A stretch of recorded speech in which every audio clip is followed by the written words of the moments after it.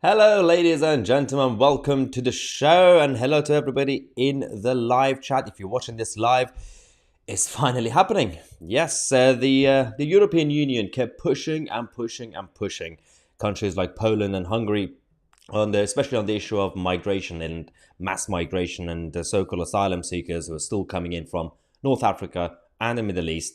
And they've got this new idea, the European Union, to push for migrant relocation program, and they kept doing it without getting the consent of these countries.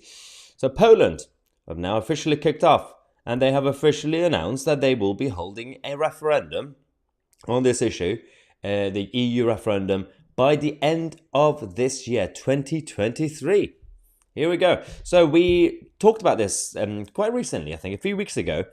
Politicians in Poland were coming out to say, if the European Union don't change course, we are going to be holding a referendum on the migration plan. And now there's going to be a backlash. So firstly, they've officially confirmed that they will be holding it. But the details of it is also interesting, the timing of it, which I'm going to get into in a second. But the backlash is going to be even much, much worse for the European Union if they don't handle it the right way. Because Ursula von der Leyen, who now is a bit distracted because she wants to become the next chief of NATO, she is going to be punishing Poland and Hungary and any country who disobeys, but not for the reasons you think. So first things first, the Law and Justice Party have submitted a draft amendment, and this is on 2 days ago on Monday, to combine the parliamentary elections and the referendum on the same day, which will be quite interesting, and I'll tell you exactly why. The Prime Minister came and said, I can confirm we plan the parliamentary elections and a referendum on migrant relocation to be held at the same time, also to reduce costs. So this is the official line from the Polish government, but in reality we know why they're combining them, and we know why they want to hold the referendum and the elections on the same day. It's because there are 74% of people right now. 74% support it. So, and they're doing quite well in the opinion polls. And generally speaking, if you hold important votes on the same day as a general election, for example, it's beneficial for you as the incumbent, for example, or as a party that's pushing for a campaign. So I'm also still a little bit ill. I might sneeze in the middle of the video. I'm trying not to sneeze, but I'm going to control myself. Now, according to this, not only does the party enjoy a lead in election polls, but recent surveys conducted by the reputable Pollster Institute, as published in the Super Express, revealed that a significant majority of 74% of polls oppose the migrant relocations. However, 26% of respondents believe that the government should accept asylum seekers under the EU planned relocation system. So there are 26% wokey liberals in Poland who are going to be ignored by the majority of the country. Now, von der Leyen and the European Union decided to come out to say, replying to Hungary and Poland, these countries, saying migration reforms will be done by qualified majority. So no veto, nothing unilateral. They're going to go with what people like Guy Verhofstadt were talking about years ago when they were talking about their dream of the United States of Europe. They were saying we should get rid of the vetoes so countries can't really veto things, can't really defend their own national interests. So von der Leyen is going to be making things difficult for Poland, which means even if people in Poland win this referendum on this plan, von der Leyen and the EU nutters, they could still block it, essentially. Which means that the next referendum, this will pave the way to the next final referendum to leave the European Union. Because if people in Poland feel that the will of the people has been ignored by the establishment in Brussels, then that could be easily the consent to have the final referendum and to actually officially leave the European Union. So things are going to get much worse for the European Union unless they change their mind and change their tact, especially on the issue of migrant relocations. Tidy Terrence, thank you so much for your super chat. £10. Wow. Saying 77 countries already have border walls. Another 45 countries in Europe are planning building border walls. Maybe the UK should build a border wall around the UK, but out in the oceans. Just an idea. The thing is that the cost of that will be absolutely crazy. And also, in terms of manning it, I still don't trust the border force to be out there. So it's a trick. I mean, it's an idea which I actually support because we have to find a way. I mean, there are other ways to actually stop the illegal boats anyway, medium term and long term, making it less attractive for people to come here. But in the meantime, you can't really do anything because if you stop the boats, if you think you can build a border in the ocean, they're going to come via the lorries. They're going to come via fake student visas or in the Eurotunnel or whatever. So there are different ways. Anyway, on this issue, it's interesting because Ursula came and said the Pact for Migration and Asylum, the first important parts have been decided, like the EU treaty wants us to do, in qualified majority voting. And that goes all for the other packages as well. The EU is at a crucial point. We want to move forward together. I don't think it's together. That's not the key word because it's you leading it and everybody else has to just follow you. So they're not going to listen to people across Europe because they're the 27 member states, whatever the result, until they actually officially leave this club that is the European Union. Now, in the meantime, you have the EU executives coming out to attack countries like Poland and Hungary again for democratic deficiencies. So the European Union are criticizing other sovereign countries, on the issue of democracy. I mean, pot kettle, right?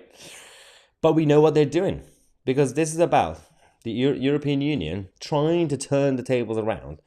But in reality, this is not going to work. They had the same tactic with Britain just before the EU referendum in 2016. The more you insult the country, the more people are going to vote against you. And these sort of stories are important because the mainstream media could easily twist it and spin the message. And we have to fight back against the spin.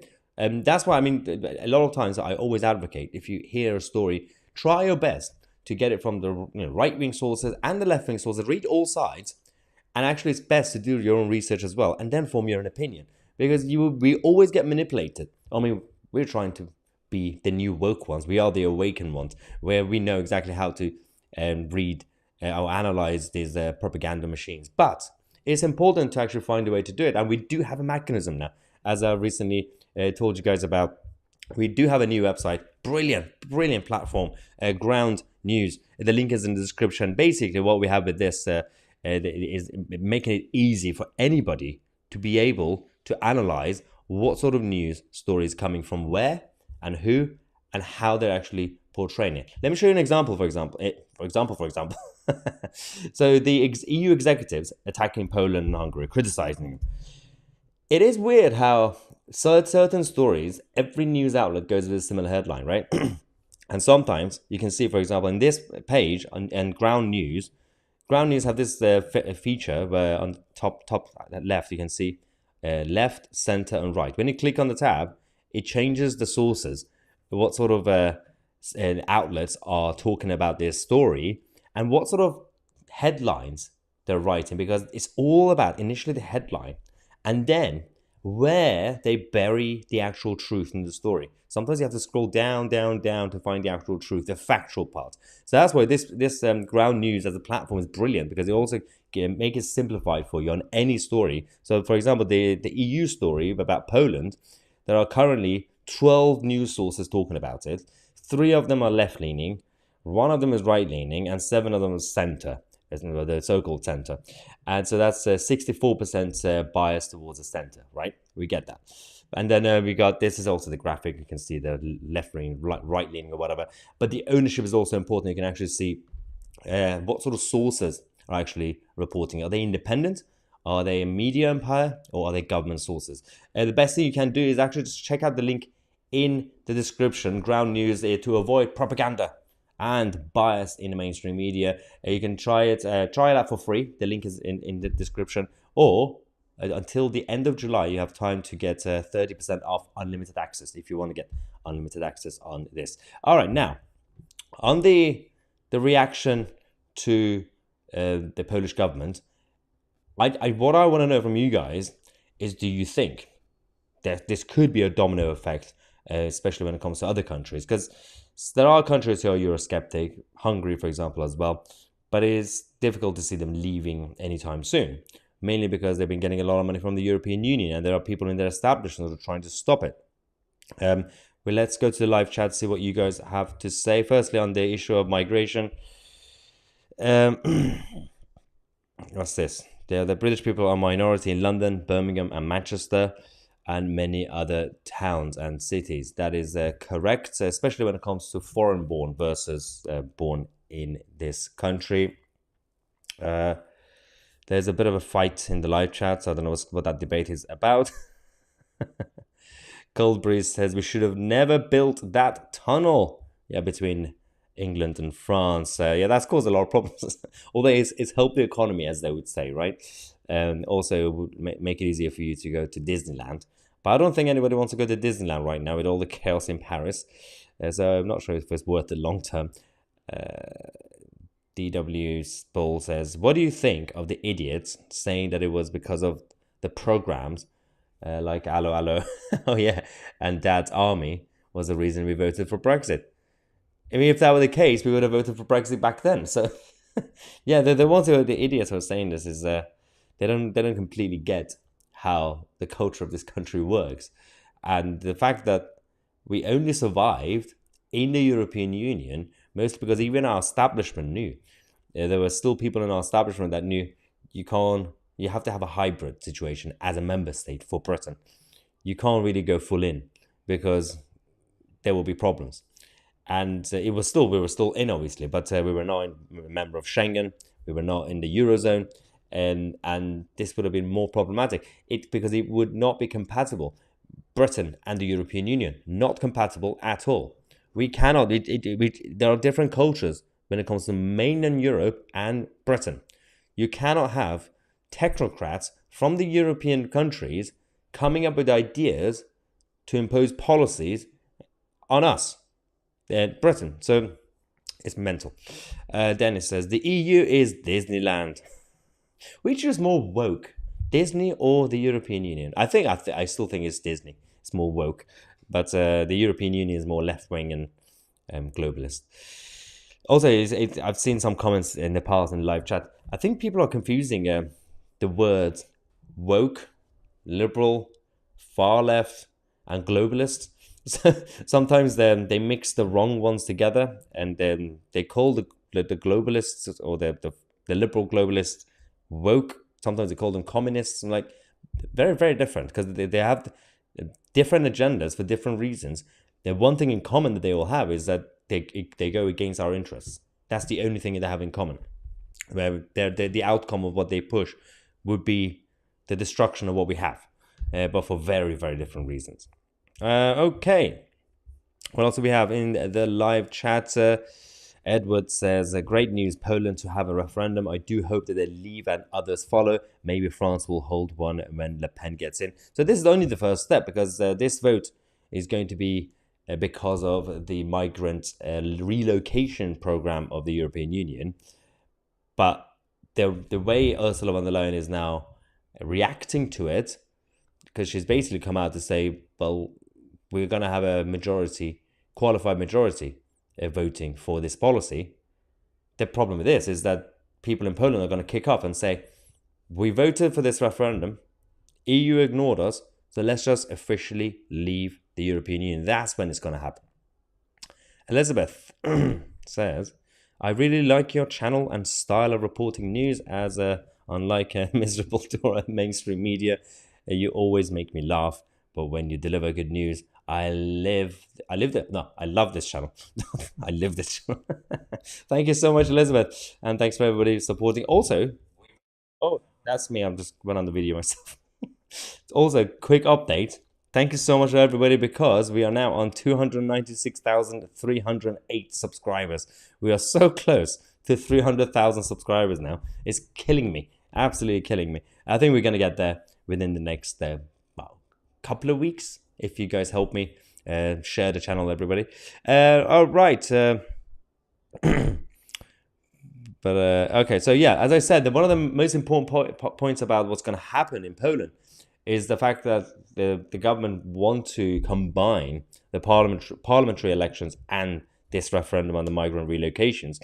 It's partly, and initially it started as a bluff to the European Union to scare them so that they make some reforms about this migrant relocation program. But clearly the European Union are called bluff, and they're not going to change their mind anytime soon. So perhaps it is time for Poland to have this referendum by the end of this year, which will be on the same day as the election, unless they change their mind. And if they get the result, and right now, as we said, there are more than 70% support this policy. How many was the percentage again? 74%. 74% in Poland currently oppose the European Union's program on the migrant relocations, and only 26% supported that believe more migrants and refugees should come to Poland from other countries, because it's literally called relocation. So they're going to basically send them around. It's interesting that the European Union could come up with an idea, a policy, to have countries relocating migrants, sending them around. But when Britain wants to do it, send them somewhere else with consent and an agreement with that country like Rwanda, oh, it's outrageous, absolutely outrageous. You cannot move a migrant. Ooh, they should just stay in London. Ooh, they should get a free house and a free job. Well, why is it okay for the European Union to do it? Absolute hypocrites. Nutters. Right. Ken says, oh, yeah, probably time to move to Poland now at the end of the year. Well, no, I mean, we still have to wait because they're still a member of the European Union. And there are other problems as well. Cold breeze. We need to stop the woke. It's destroying humanity. Well, it's mostly destroying the Western humanity, Western civilization, because the Easterners are still fine with it. So they managed to avoid it until now. But never say never. Right now in Japan, South Korea, and other countries in Far East, they haven't been infected by this yet. But you never know what's going to happen within the next few decades. The future generations of these countries are also becoming more modernized, let's just say. All right. Eric says the world would become a much freer place. But that will only happen if when the European Union fully goes down. Davies7 says, if you hate the EU, clap your hands. I mean, I don't hate them. I just have pity for them. We're not a member anymore, but we have to oppose them. Hate is very powerful. Fine, but for the sake of the argument, I hate the EU. Okay, I really try to save my energy, the passion when it comes to love or hate, for things that actually matter more than the European Union with the stupid budget. Right, what's Annette saying? Annette says we can just relocate them back from where they came. Single males should be staying where they are, fighting their own battles and getting children and women out. Problem is, not everybody is coming from conflict zones. Secondly, they're not telling the truth about where they came from. So we can't really just send a random person to Syria saying, oh, we found one of your people. Syrians are going to go through the system like, well, this person is not from Syria. So it's very... They just come to countries in the West and they just lie about where they came from and why they left. And then those who are genuine asylum seekers and genuine political refugees are completely being ignored because there's a massive queue of those taking advantage of the system and completely undermined the basic foundation of asylum seeking. So we have to pause the whole thing for a while, in this country at least, to sort out our problems first, and then look after your people first, and then you can be generous if you want to, if you choose to. Grey Ghost believes that Poland will leave the European Union. But yes, I mean, firstly, as I said, they have to have this referendum on the EU migrant relocation first, which will be by the end of the year. And if Ursula von der Leyen actually behaves the way she's saying she will behave, so pushing the qualified majority voting, which means they're going to ignore the referendum result, then I believe that the people in Poland could finally have the conversation about officially leaving the European Union and have a final referendum about the membership. Still too early to actually see it coming, but never say never. Right. Tanim Chowdhury, thank you so much for your super chat. You are Iranian immigrants. So back. That's not good English. You are an Iranian immigrant. So back up your attitude. And I don't know if that sounds like a threat or not, or is it a love letter. But well, thank you so much. Well, for the super chat support. So the problem with this whole debate is that the liberal left and the far left don't actually understand why we criticize illegal migration, why we criticize mass legal migration, because they see everything as black and white. Firstly, they are the true racists. We know that. Secondly, they don't have the intelligence, the basic intelligence, to see how things could be layered. So if you say, all right, we should stop the boats, they would say, yeah, but William the Conqueror was born in France or Normandy. Or Maya Tusi, his parents, his mom, was a political refugee from Iran. Like, what's that got to do with anything? The whole point of this is that those who are undermining the asylum-seeking system and the numbers that have gone up massively is irrelevant to Priti Patel's family who came here decades ago. It makes no sense. Nobody has a problem when the numbers of migrants in any country is small and vetted and controlled. Nobody has a problem with that. The problem, nobody said from day one, no country will take anyone seeking refuge, for example, ever again. Right now, we have to pause it. Right now, we have to pause the migration system. We have to sort out the problems. And then we could revisit it. But those who say, well, you can't talk about migration because you're brown. I'm like, what does that even mean? It just makes no sense. So keep it coming. Keep up the hate. I'm loving it. Absolutely loving it. Dominguez said, shut up, Tanim, and learn the language of the country you're invading. Things are getting juicy in the live chat, everybody. All right, what else? I said a couple of things about the boats. I can't remember one. I'm trying to scroll down. If only I had £2 for every insult I'd received, I would be a millionaire. I wish. But oh well. Why are we talking about Mars? Oh, then Brian says looking for volunteers for the Mars trip one way. I mean, this is the perfect time to support Elon Musk and his project to create the Mars colony. We could actually send the migrants to Mars. Not really. We could send the politicians to Mars. That would be a good idea. Anybody in the establishment who's been a traitor, send them all to Mars. Mars is the new Australia. That is my official policy. It's in my manifesto. You know how we treated Australia back in the day? Yeah. Mars is the new Australia. Right. Okay. So there's a bit of a fight in the live chat again. I'm loving it. As I said, just stay tuned on this because I think we're going to have more reactions from the European Union on this issue. But we're also going to get the counter reaction from the Polish establishment because we've still got a few months left till the end of 2023. So if they're planning to combine the EU referendum on migrant relocation and the parliamentary elections, which is a brave move because it's going to work out for them, the ruling party, because they're going to get the votes for both at the same time, and they're doing well in the opinion polls on both fronts. If the EU decides to go with qualified majority voting, which means they're going to they're going to ignore the results of the referendum, that's when things are going to kick off properly. So 2024 is going to be more interesting for countries like Poland and maybe even Hungary at some point, but not yet. So it's still early days. But in the meantime, we have to be cautious about the way the mainstream media outlets and press newspapers are reporting the news. As I said, the best thing you can do is just check out the link in the description. We've got Ground News. Shout out to our special partners. Check it out for free. You can try it out for free, or you get 30% off and unlimited access if you do it by the end of this month, July.